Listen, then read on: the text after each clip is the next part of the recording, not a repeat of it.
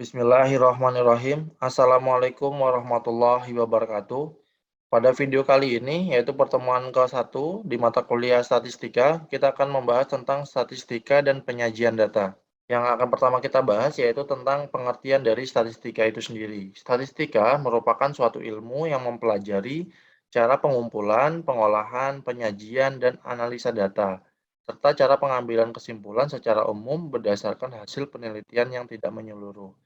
Nah, berdasarkan Wikipedia, pengertiannya sama yaitu, sebuah ilmu yang mempelajari bagaimana cara merencanakan, mengumpulkan, menganalisa, lalu menginterpresentasikan atau menafsirkan sebuah data dan akhirnya mempresentasikan data tersebut.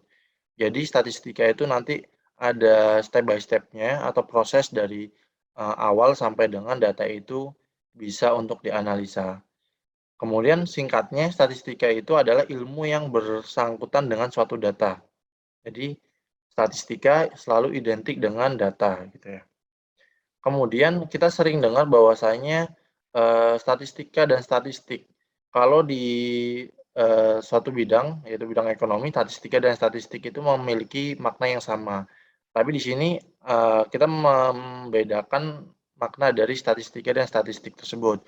Kalau statistika tadi adalah ilmunya, sedangkan kalau untuk statistik yaitu data ringkasannya berbentuk angka atau kuantitatif. Jadi statistik adalah data itu sendiri, di mana data itu akan menjadi sebuah informasi atau hasil penerapan algoritma dari statistika tersebut. Kemudian dari data tadi atau statistik tadi, kemudian statistika dapat digunakan untuk menyimpulkan atau mendeskripsikan data gitu. Nah, itu disebut sebagai statistika deskriptif. Sedangkan statistika itu sudah sangat banyak digunakan di beberapa disiplin ilmu, ada di ilmu-ilmu alam seperti astronomi ataupun biologi, maupun ilmu-ilmu sosial seperti sosiologi maupun psikologi, ada juga di bidang bisnis di mana nanti untuk mengenai produk, pemasaran dan lain sebagainya, sampai di disiplin ilmu ekonomi maupun industri dan banyak lainnya. Kalau di pemerintahan saat ini, statistika itu biasanya digunakan untuk sensus populasi masyarakat ataupun sensus penduduk, ataupun sekarang untuk menampilkan eee, pasien Covid dan lain sebagainya. Kemudian, kalau di pemerintahan juga ada pula aplikasi statistika lainnya, yaitu seperti polling yang digunakan dalam pemilu. Jadi kayak proses quick count atau perhitungan cepat pemilu itu biasanya menggunakan ilmu statistika. Kalau di bidang komputasi, statistika juga digunakan dalam pengenalan pola maupun kecerdasan buatan atau artificial intelligence. Oke, kita lanjut.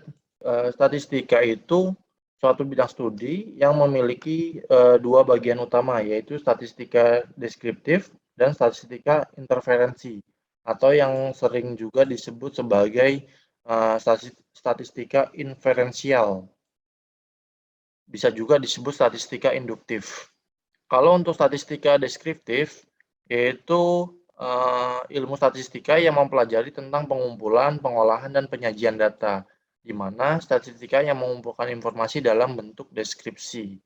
Sedangkan untuk statistika inferensi atau inferensial merupakan ilmu statistika yang mempelajari tentang cara pengambilan kesimpulan secara menyeluruh atau sebuah populasi berdasarkan data sebagian ataupun sampel dari populasi tersebut atau populasi yang diteliti.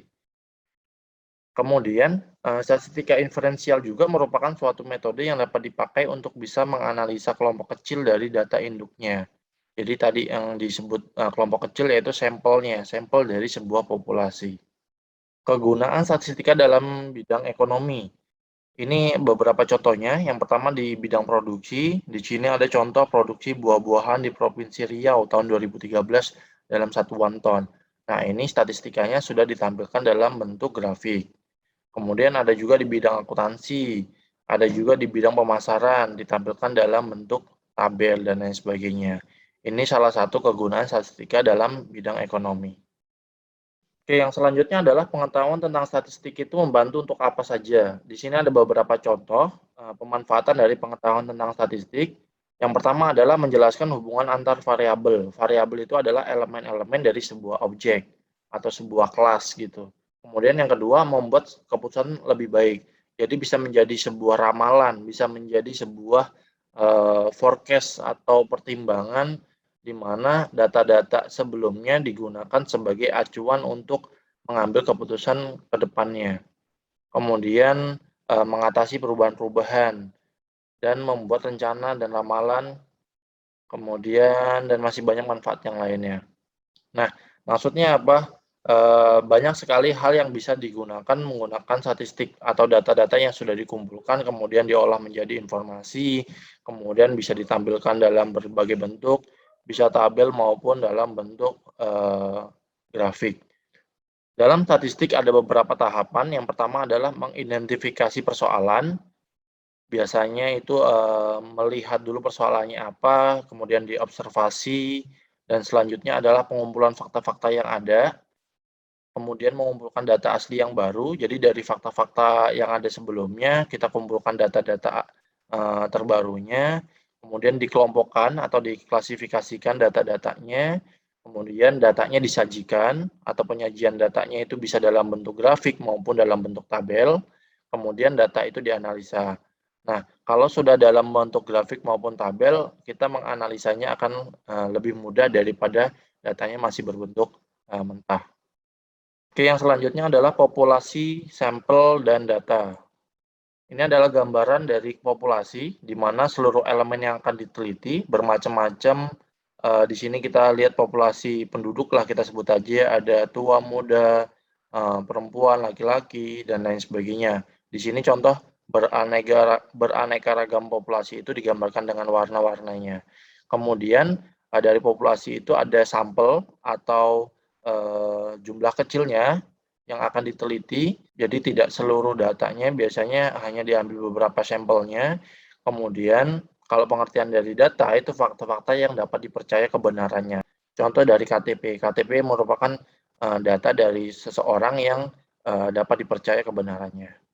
Nah, inilah tentang populasi, sampel, dan data. Oke, yang selanjutnya adalah jenis-jenis pengambilan sampel. Yang pertama yaitu random sederhana atau simple random sampling, di mana pengertiannya adalah pengambilan sampel secara acak sehingga setiap anggota populasi mempunyai kesempatan yang sama untuk menjadi sampel. Misalnya dengan cara undian. Contohnya di kotak undian ini terdapat 100 nama, di mana ketika akan diambil sampelnya sebanyak 10 nama, 100 nama itu memiliki kesempatan yang sama. Jadi tidak dikelompokkan terlebih dahulu, melainkan memiliki kesempatan yang sama untuk diambil menjadi sampelnya. Kemudian yang kedua yaitu random berstrata atau stratified random sampling. Pengertiannya adalah pengambilan sampel yang populasinya dibagi-bagi menjadi beberapa bagian.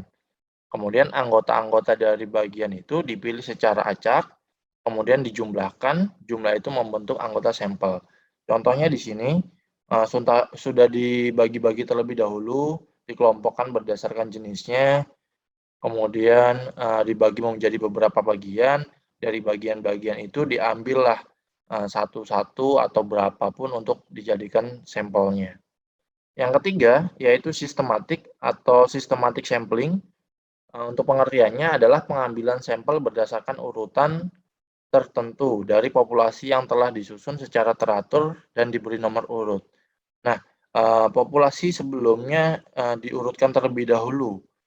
Jadi 1, 2, 3, 4, 5 sampai dengan 10, kemudian 11, 12, 13 sampai dengan 20, seterusnya. Setelah diurutkan, kemudian diambil nih. Contoh di sini diambil pada urutan keempat dan urutan ke-9. Nah, di sini urutan keempat dan ke-9 menjadi samplingnya atau sampelnya.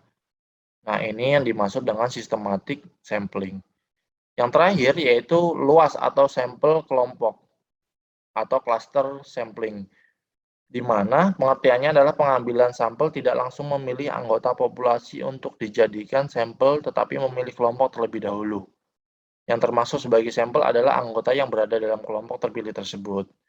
Kemudian, jika kelompok-kelompok tersebut merupakan pembagian daerah-daerah geografis, maka klaster sampling ini disebut juga area sampling.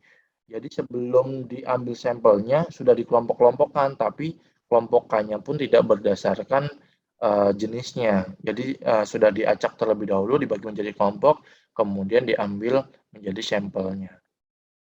Yang selanjutnya adalah kita akan membahas perihal pembagian data. Kalau yang sebelumnya kita sudah membahas tentang sampel, kali ini kita akan membahas tentang data. Nah, pembagian data itu dibedakan berdasarkan beberapa hal.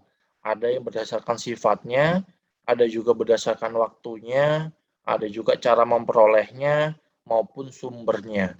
Nah, yang akan pertama kita bahas yaitu berdasarkan sifatnya. Ada dua pembagian data menurut sifatnya. Yang pertama adalah kualitatif, yang kedua adalah kuantitatif. Untuk kualitatif, yaitu data yang disajikan bukan dalam bentuk angka. Jadi bukan dalam bentuk angka. Contohnya agama, jenis kelamin, daerah, suku bangsa, pangkat pegawai, jabatan, dan lain sebagainya, di mana semua itu tidak dalam bentuk angka.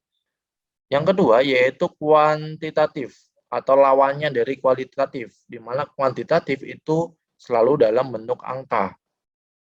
Nah, untuk kuantitatif itu sendiri terdapat dua jenis. Yang pertama data diskrit, yang selanjutnya yang kedua yaitu data kontinu.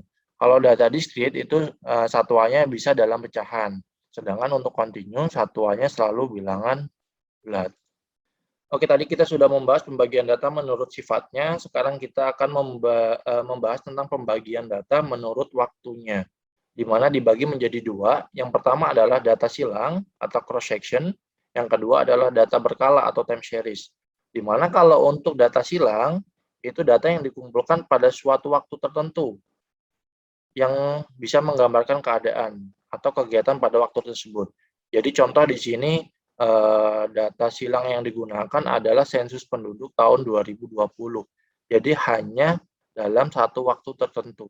Sedangkan untuk data berkala, yaitu data yang dikumpulkan dari waktu ke waktu. Nah, di sini ada contoh jumlah penduduk dari tahun berapa sampai berapa. Contoh dari 2001 sampai 2020 ataupun seterusnya. Ada juga jumlah penduduk miskin menurut kabupaten atau kota administrasi tahun 2020 gitu.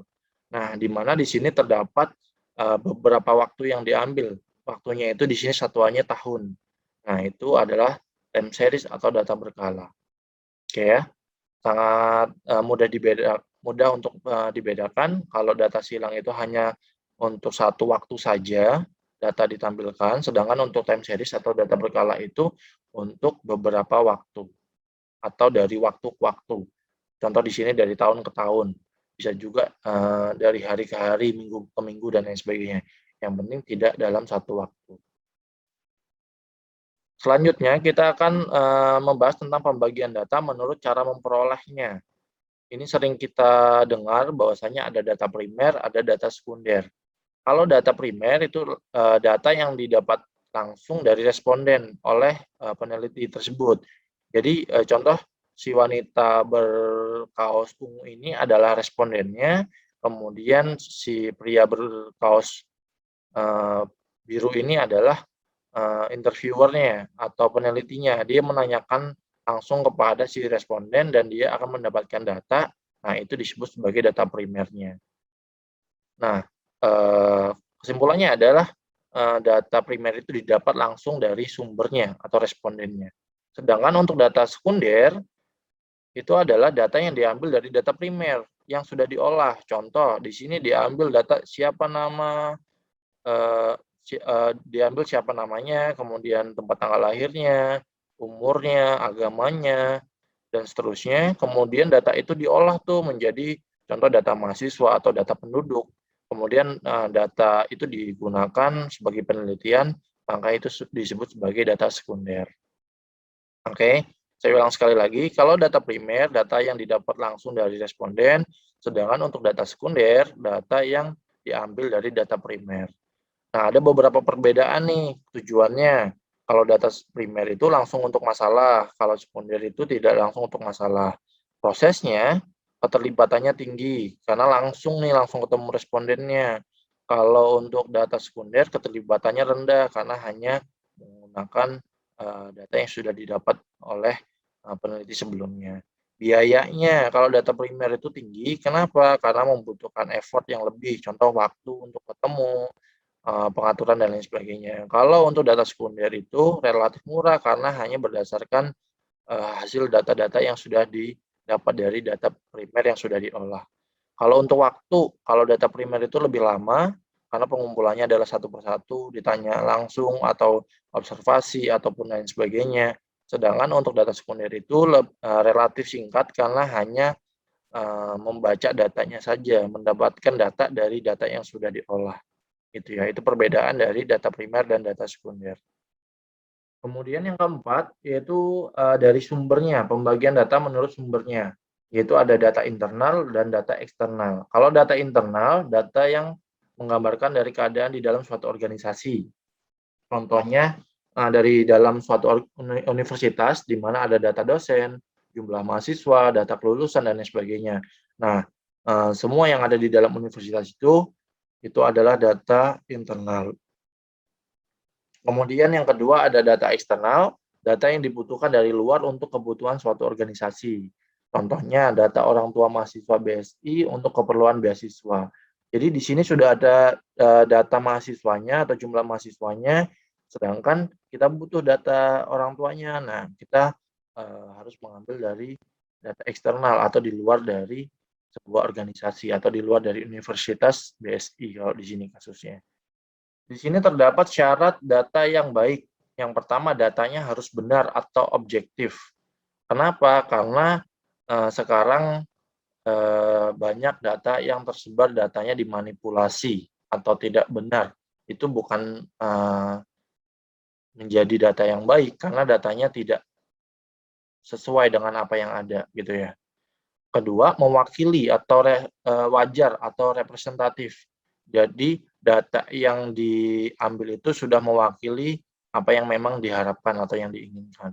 Yang ketiga, dipercaya, artinya kesalahan bakunya kecil. Jadi akurat karena kalau ditanya langsung dengan responden biasanya datanya bisa lebih akurat. Yang keempat adalah tepat waktu atau up to date. Kenapa data yang up to date itu bisa dikatakan baik? Karena kalau kita menggunakan data yang lama, biasanya datanya itu sudah ada perkembangannya atau sudah direvisi atau lain sebagainya.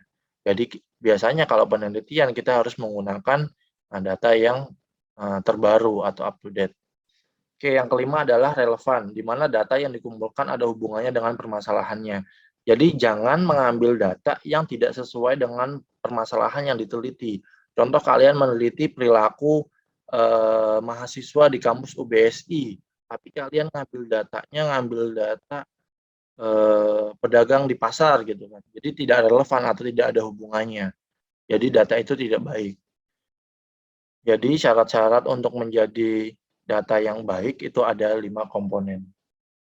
Selanjutnya yaitu pengukuran dan jenis-jenis skala pengukuran. Nah, tadi sudah kita membahas tentang variabel atau peubah.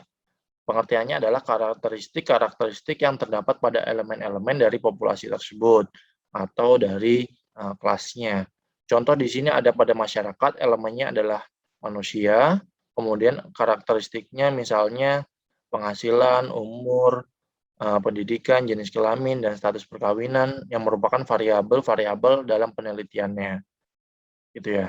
Kemudian variabel terbagi menjadi 2, yaitu kualitatif dan kuantitatif. Contohnya, kalau di sini kualitatif itu bentuknya kategori atau tidak berbentuk angka, di mana tingkat pendidikan, jenis kelamin, dan seterusnya. Sedangkan kalau kuantitatif itu numerik. Biasanya kalau tentang masyarakat atau manusia itu adalah penghasilan, umur, jumlah keluarga, dan lain sebagainya. Oke, selanjutnya untuk analisa data penelitian diperlukan macam-macam ukuran skala. Di sini kita akan membahas 4 skala. Yang pertama adalah skala nominal atau skala klasifikasi. Adalah skala yang paling sederhana, di mana angka yang diberikan kepada objek sebagai label saja dan tidak menunjukkan tingkat apa-apa. Jadi angka yang diberikan itu hanya sebagai label, jadi tidak bisa mempengaruhi atau menunjukkan tingkat apapun. Contohnya jenis kelamin atau nomor urut absen. Kalau nomor urut absen kan tujuannya hanya untuk mengurutkan saja, tapi tidak menunjukkan bahwasanya angka 2 itu lebih tinggi daripada angka 1 dalam urutan absen gitu ya. Itu adalah skala nominal. Yang kedua adalah skala ordinal, yaitu skala yang diberikan kepada objek sebagai label dan menunjukkan tingkatan. Kalau yang pertama tadi tidak menunjukkan tingkatan, kalau yang kedua itu menunjukkan tingkatan, sama-sama sebagai label. Untuk contoh dari skala ordinal yaitu tingkat pendidikan. Contoh S1, S2, S3, SD, SMP, SMA gitu kan ya. Itu label itu diberikan kemudian bisa menunjukkan sebuah tingkatan atau perbedaan dari yang satu dengan yang lainnya. Yang ketiga, skala interval, suatu pemberian angka kepada set dari objek yang mempunyai sifat-sifat ukuran ordinal dan ditambah satu sifat lain yaitu jarak yang sama. Contoh di sini ada data nilai dan berat badan. Yang terakhir adalah skala rasio, di mana suatu pemberian angka pada set objek yang mempunyai sifat-sifat ukuran ordinal, mempunyai jarak yang sama, dan ditambah satu sifat, yaitu nilai absolut dari objek yang diukur. Yaitu contoh di sini suhu badan. Oke, itu adalah macam-macam dari ukuran skala. Oke, selanjutnya adalah penyajian data. Pendahuluannya adalah penyajian data merupakan cara yang digunakan untuk meringkas, menata, mengatur, atau mengorganisir data sehingga data mudah untuk dimengerti oleh pihak-pihak yang berkepentingan dengan data tersebut. Kemudian, secara umum ada dua cara untuk menyajikan data, yaitu nanti dengan tabel, yang kedua dengan grafik. Kedua cara ini saling berkaitan karena sebelum kita membuat sebuah grafik, kita akan membuat tabelnya terlebih dahulu. Dari dua cara ini, penyajian data dengan grafik merupakan penyajian data yang lebih komunikatif, karena dalam waktu yang singkat, seseorang akan dapat dengan mudah memperoleh gambaran dan kesimpulan dari suatu keadaan. Maksudnya adalah ada dua data untuk penyajian data, di mana ada tabel dan grafik. Keduanya saling berhubungan karena sebelum kita membuat grafik, kita akan membuat tabelnya terlebih dahulu. Nah, yang paling komunikatif yaitu grafik, karena dengan grafik kita atau seseorang yang melihat informasi tersebut akan lebih cepat mendapatkan gambarannya atau kesimpulannya daripada melihat sebuah tabel. Contoh grafik eh, kenaikan penderita COVID atau orang yang terpapar COVID. Nah, kan kita akan lebih gampang melihat grafik daripada tabel-tabel. Contoh, kalau di tabel tanggal 10 berapa, 11 naik berapa, 12 naik berapa, 13 naik berapa, kan kita harus melihat angkanya satu persatu. Sedangkan kalau grafik, kita bisa langsung menyimpulkan apakah yang terpapar itu menurun atau meningkat hanya dengan kita melihat dari grafik tersebut.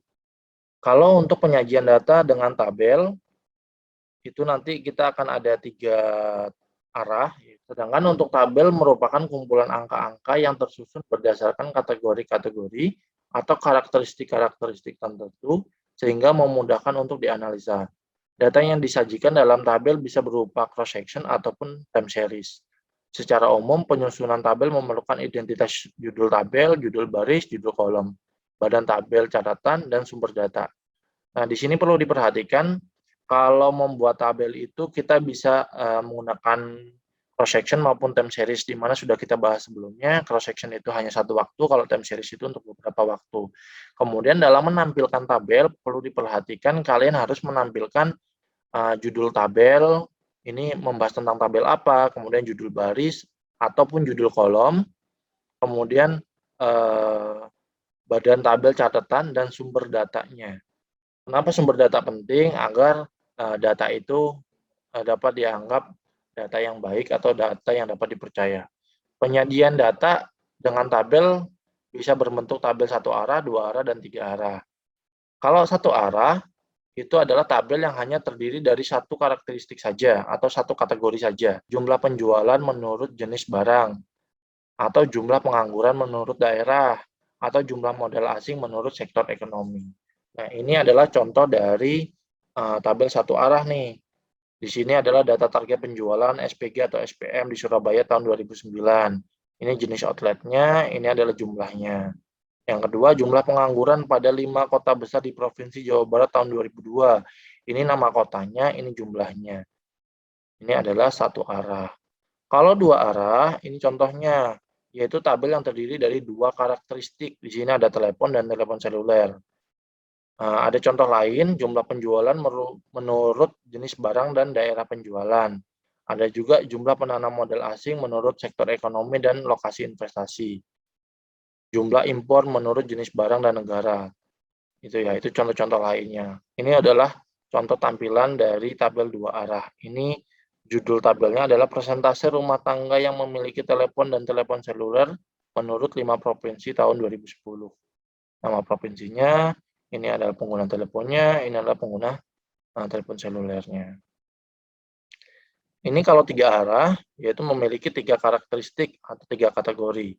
Contohnya di sini jumlah investasi menurut jenis usaha, negara asal, dan lokasi investasi. Jadi ada tiga ya, jenis usaha, negara asal, dan lokasi investasi. Yang kedua, jumlah produksi menurut jam kerja, jenis mesin, dan kualitas barang. Ini contoh tabelnya, di mana tabel investasi menurut jenis usaha, negara asal, dan lokasi investasi pada tahun 2003. Di sini ada tiga kategori ya, jenis usahanya, jasa perbankan, industri listrik, migas, kemudian negara asalnya Amerika, Inggris, Jerman, kemudian lokasi investasinya di desa maupun di kota. Nah, ini adalah contoh dari tabel tiga arah. Selanjutnya yaitu penyajian data dengan grafik.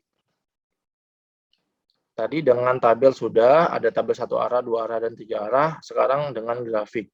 Apa sih selain menyajikan data dengan menggunakan tabel, kita dapat juga menyajikan data dengan menggunakan gambar-gambar atau grafik. Banyak sekali jenis tampilan data dalam bentuk grafik, tetapi pada bagian ini hanya ditampilkan grafik-grafik yang umum dijumpai. Jadi hanya menampilkan grafik yang familiar, yang sering kita lihat. Yang pertama adalah grafik garis, grafik balok atau batang, grafik lingkaran, dan histogram.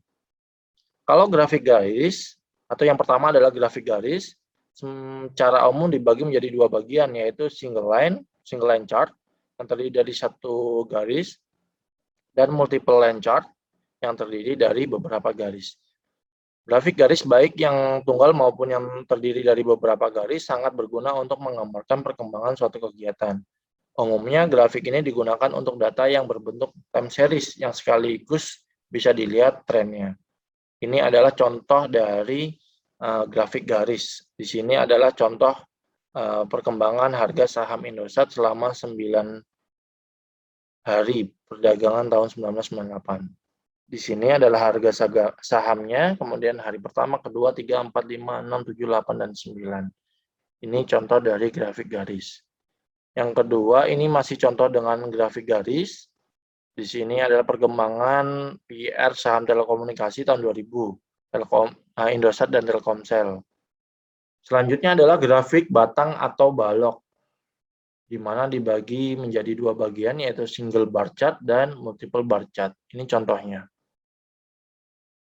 Ini multiple bar chart karena terdapat beberapa balok dalam satu tahunnya, di mana di sini contohnya adalah grafik penjualan spare part kendaraan bermotor dari berbagai kota, warna biru Jakarta, kemudian Surabaya, Sukabumi, dan seterusnya sampai ke Bogor. Di tahun 2003 juga dengan kota yang sama ditampilkan grafik batangnya. Yang ketiga, grafik lingkaran atau pie chart, di mana ada single pie chart dan multiple pie chart. Nah, ini adalah grafik lingkaran yang single, menampilkan grafik penjualan spare part tapi dalam bentuk grafik lingkaran dengan kota yang sama dengan tabel batang yang tadi. Yang terakhir adalah histogram, grafik berupa gambar di dalam bidang koordinat X dan Y. Dinyatakan gambar-gambar dengan suatu ciri-ciri khusus untuk suatu karakteristik. Misalnya untuk menyatakan jumlah mobil pada tahun-tahun tertentu, dapat digambarkan berupa gambar mobil secara sederhana, tiap gambar mewakili suatu jumlah tertentu. Di sini penjualan kendaraan motor jenis sport di Jakarta tahun 2001. Nah, ini contohnya ya. Di Jakarta Barat, penjualannya berapa ribu, Jakarta Selatan berapa ribu, Jakarta Utara berapa ribu, Timur dan Pusat berapa ribu gitu. Nah, ini adalah contoh dari histogram. Oke, demikian materi tentang statistika dan penyajian data di pertemuan pertama. Terima kasih, mohon maaf atas segala kekurangan. Assalamualaikum warahmatullahi wabarakatuh.